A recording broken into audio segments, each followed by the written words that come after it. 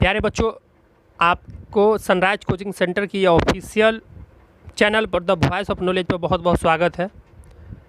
2022 में आप लोग पहली दफ़ा बोर्ड की परीक्षा में शामिल होने जा रहे हैं।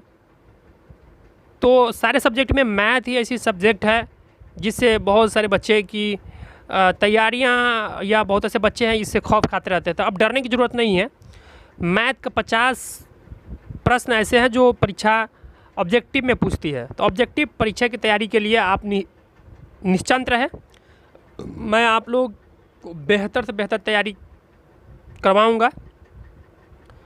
तो बिना किसी देरी का मैं चलता हूं मैथ के दूसरा चैप्टर जिसे पोलिनोमियल्स कहते हैं, बहुपद कहते हैं, उसकी तरफ चलते हैं। जैसा कि आप स्क्रीन पर देख रहे हैं, ये ऑब्जेक्टिव बहुत ही सिलेक्टेड ऑब्जेक्टिव क्वेश्चन है। आप इस वीडियो को अंत तक देखें। अभी शुरुआत में 10 क्वेश्चन करवाऊंगा और 10 क्वेश्चन का मैं डिटेल से आपको बताऊंगा कि अगर इस पर आधारित कोई भी क्वेश्चन आता है तो आप उसके जवाब गलत नहीं देंगे, सही देंगे। तो पहला क्वेश्चन आप स्क्रीन पर देख रहे हैं कि निम्नलिखित में से कौन बहुपद नहीं है। तो बहुपद नहीं की बात हो रही, तो बहुपद कब होगा कब नहीं होगा उसकी चर्चा थोड़ी कर लेते हैं, उसके बाद हम आंसर पाएंगे। तो बहुपद कब होगा?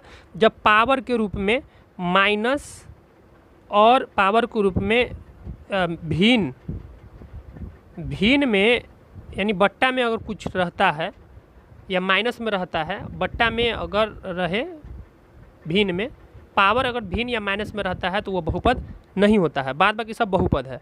तो इसमें हम देखेंगे कि आंसर कौन हो जाएगा। तो आंसर इसमें मेरा बनेगा ऑप्शन नंबर सी, जो राइट आंसर हो जाएगा, क्योंकि यहाँ x पर पावर जो है -1 है और माइनस जो रहता है तो हम लोग जानते हैं कि वो बहुपद नहीं होता है। तो क्वेश्चन नंबर 1 का ऑप्शन सी सही हो जाएगा। अगले क्वेश्चन की तरफ बढ़ेंगे। क्वेश्चन नंबर 2 हम देखेंगे। तो क्वेश्चन नंबर जब 2 ध्यान से जब देखते हैं कि द्विघात बहुपद के शून्यों की अधिकतम संख्या कितनी होती है, तो ये हम लोग जानते हैं कि द्विघात बहुपद के शून्यों की संख्या 2 होगी। कितनी होगी? 2 होगी।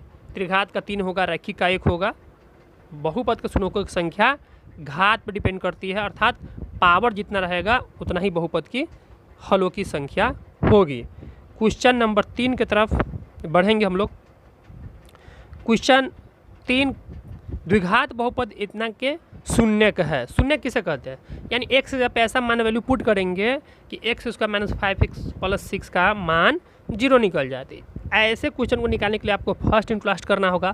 फर्स्ट इंटू लास्ट करने के बाद आपको जैसे ये 2 × 6 तो -2 -3 मिलकर -5 होगा।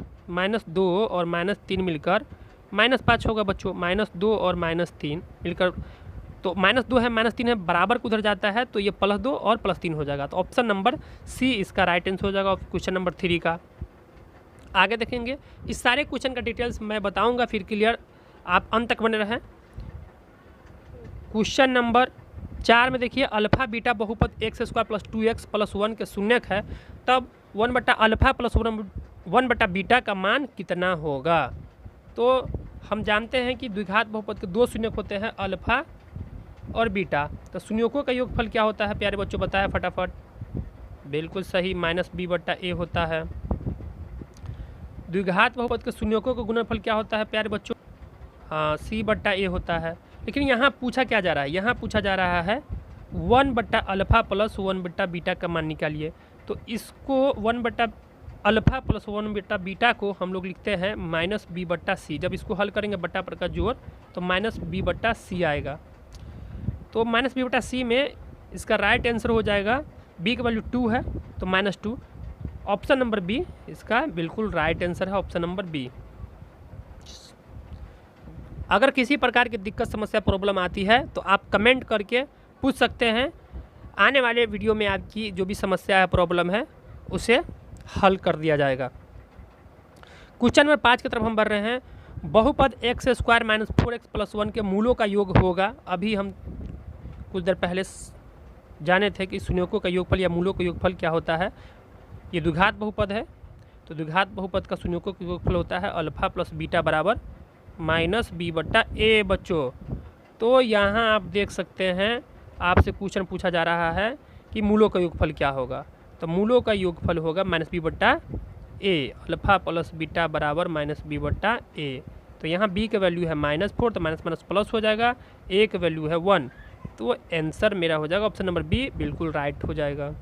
क्वेश्चन नंबर आगे बढ़ेंगे क्वेश्चन नंबर 6 की तरफ। क्वेश्चन नंबर 6 में कह रहा है कि यदि अल्फा और बीटा बहुपद x² माइनस 3x प्लस 5 के शून्यक है तब alpha beta plus beta alpha का मान क्या होगा। इसे आप बट्टा पर जोड़ करके जब निकालेंगे हल करेंगे तो -1/5 आएगा। ऐसे क्वेश्चन आप हल कर सकते हैं बट्टा पर जोड़ करने के बाद अल्फा प्लस बीटा जो माइनस b/a है शून्यकों के फल c/a है रखेंगे तो आएगा कुछ न कुछ बनकर -a/c। तो आंसर जो इसका हो जाएगा right answer option number C बिल्कुल सही हो जाएगा। अगला क्वेश्चन देखेंगे क्वेश्चन नंबर 7। ये आपके मैथ के बहुपद एक चैप्टर है, उस चैप्टर के सारे सिलेक्टेड ऑब्जेक्टिव प्रश्नों का यहाँ पर पोस्टमार्टम किया जा रहा है। तो आप इस वीडियो को ध्यान से देखिए और समझने की कोशिश कीजिए और किसी प्रकार की दिक्कत होती है तो कमेंट करें। एम के अगला क्वेश्चन में हम देखेंगे एम के किस मान के लिए -4 बहुपद इतना और इतना का एक शून्यक है। तो एम के किस मान के लिए -4 बहुपद, तो माइनस जो 4 है वो हम x के जगह पर रखेंगे, -4 जो है वो x के जगह पे रखेंगे,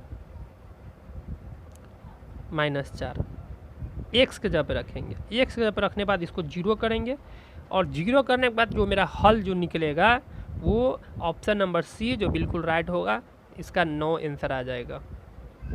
देखिए तो समझाने की अगर बात है तो इसको समझा दिया जाएगा। तो समझने के लिए चलिए हम इसको समझाते हैं कि कैसे 9 आ गया है। तो x का वैल्यू -4 रखना है। क्वेश्चन देख लेंगे हम लोग x² - x - 2m + 2। देखिए बच्चों x देखेंगे x² - x -2m -2 हो जाएगा, माइनस गुना होने के बाद बराबर 0 कर लेंगे, बराबर 0। अब इसको हल करेंगे तो x पे -4 रखेंगे तो -4 का स्क्वायर 16 हो जाएगा, माइनस माइनस प्लस हो जाएगा 4 हो जाएगा, -2m और -2 बराबर 0।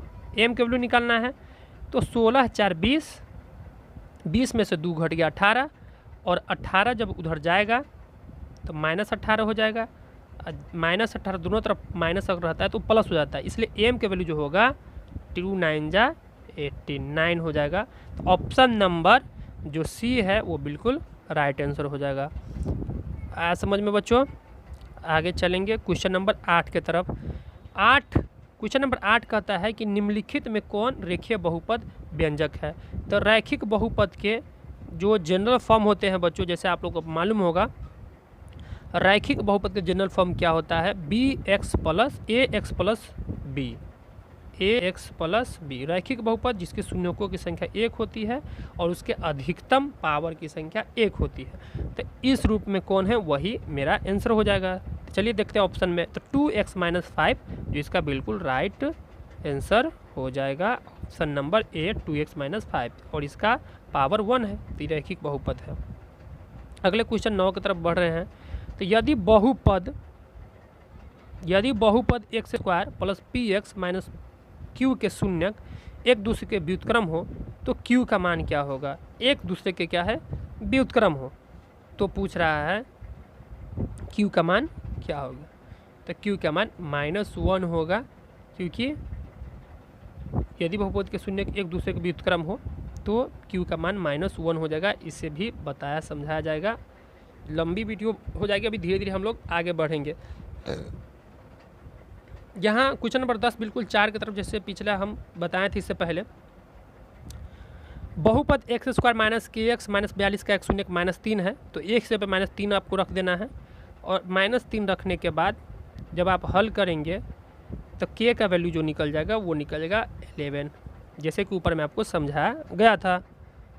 तो ये 10 क्वेश्चन आपके सामने अभी लेके आया हूँ। इसी तरह से मैं बहुत सारे पूरे मैथ का हर चैप्टर का इम्पोर्टेंट जो ऑब्जेक्टिव प्रश्न है जो आगामी 2022 में बिहार विद्यालय परीक्षा समिति 10वीं बोर्ड परीक्षा में पूछे जाने की पूरी तरह से संभावना है, ऐसे सिलेक्टेड प्रश्न यहाँ पर इस चैनल के माध्यम से कराया जाएगा और हर क्वेश्चन का पूरी तरह से पोस्टमार्टम पूरी तरह से डिटेल्स समझा दिया जाएगा, ताकि आप परीक्षा में ऑब्जेक्टिव क्वेश्चन में 50 में 50 सही करके आएँ। ये उम्मीद करते हैं, यही हमारी कामना है, शुभकामना है कि आपके बोर्ड के परीक्षा में आप कामयाबी हासिल करें। इस चैनल को अगर सब्सक्राइब नहीं किया तो सब्सक्राइब कीजिए, लाइक कीजिए, कमेंट कीजिए और वीडियो को शेयर कीजिए। बहुत बहुत धन्यवाद।